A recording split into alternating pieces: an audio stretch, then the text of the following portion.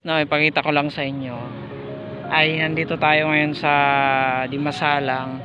So napakaganda Dimasalang Pier.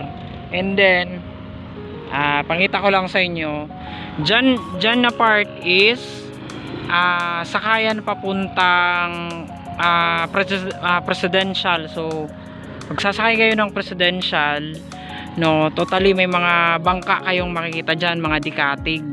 And then so may mga dikatig kayo dyan na makikita, di bangka papunta doon. So and then meron silang bagong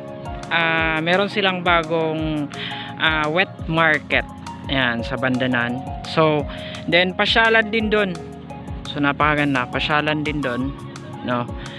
And then marami pa tayong ipapakita dito na yun nga, maganda yung tanawin dito kapag hapon, lalo na kapag umaga.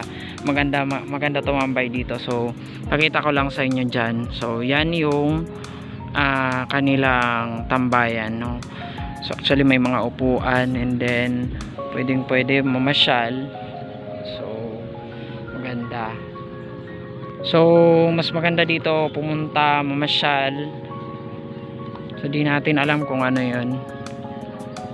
Yan. So Barangay Suba, no, Barangay Suba pala yun eh. So daanan, actually dire-diretso lang yan, no, dire-diretso lang yan. So actually Barangay Kanumay. So papuntang Barangay Kanumay yan, and then diretso Barangay Suba, no, Suba. So pakita ko lang sa inyo, no. So papunta naman doon, especially papunta naman doon ay papuntang poblasyon, no. And then Banahaw papuntang city.